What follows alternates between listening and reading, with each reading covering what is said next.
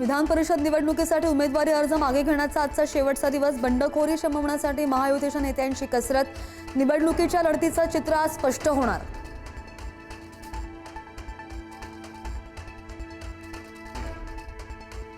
नाशिकमधील भाजपचे बंडखोर गणेश गीते निवडणुकीमधून माघार घेणार असल्याची माहिती। मात्र गोकुळ गीते अपक्ष निवडणूक लढवण्यावर ठाम असल्याची माहिती।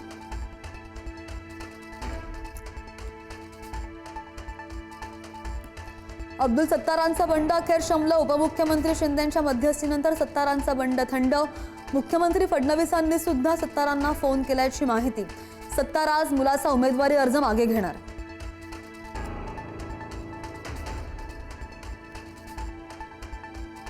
सुनेत्रा पवारांच्या राजीनाम्यामुळे रिक्त झालेल्या राज्यसभेच्या जागेसाठी छगन भुजबळांच्या नावाला पसंती मिळाल्याची माहिती।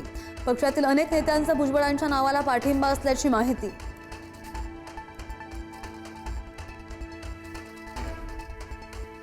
जय पवार विक्रम काकडेंचे कर्जदार। निवडणूक प्रतिज्ञापत्रातून माहिती समोर। विक्रम काकडेंकडून जय पवारांनी घेतलं 10 कोटींचं कर्ज। काकडेंनी सुमारे 40 कोटी 95 लाख रुपयांचं कर्ज वाटल्याचं समोर।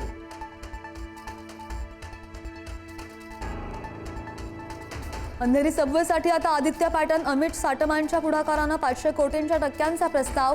3 मोठ्या भूमिगत पाण्याच्या टाक्या उभारण्याचा विचार।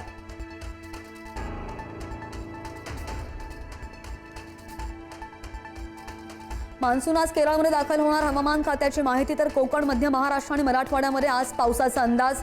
मराठवाड्यामध्ये विजांच्या कडकडाटासह पावसाचा इशारा।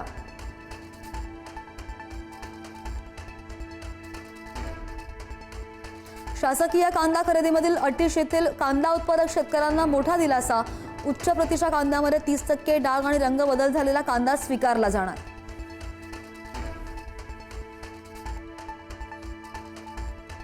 आशियामधील तणावाचा भारताला फटका। पेट्रोल आणि डिझेलच्या दरामध्ये आणखी 2.5 रुपयांची वाढ होण्याची शक्यता।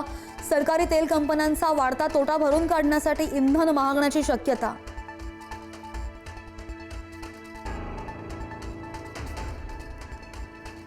एकतर मोदी सरकार पडणार किंवा देशामध्ये आणीबाणी लागू होणार। राहुल गांधींचा मोठा दावा। निवडणूक आयोग कमजोर झाला आहे, राहुल गांधींची टीका।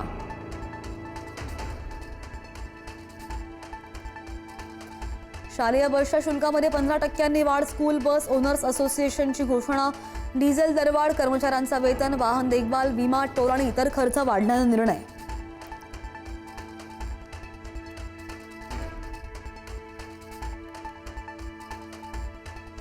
पुढारी न्यूजच्या बातमीची परिवहन महामंडळाकडून दखल।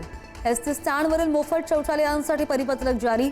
शौचालय मोफत करण्याची घोषणा होऊनही आकारले जात होते पैसे।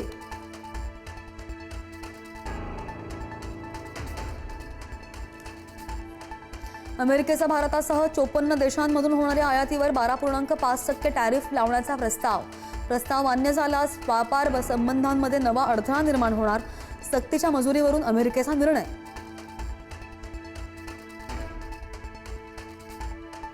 दिल्लीच्या मालवीय नगरमध्ये रेस्टॉरंटमध्ये अग्नितांडव। आगीमध्ये होरपळून तब्बल 21 जणांचा दुर्दैवी मृत्यू।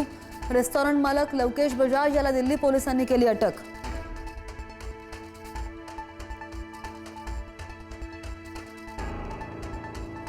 $200 कोटींच्या खंडणी प्रकरणात अभिनेत्री जॅकलिन फर्नांडिस, सुकेश चंद्रशेखर आणि इतरांवर पटियाला हाऊस न्यायालयात आरोप निश्चित खटला चालवण्याचे आदेश। पुढची सुनावणी 16 जुलैला।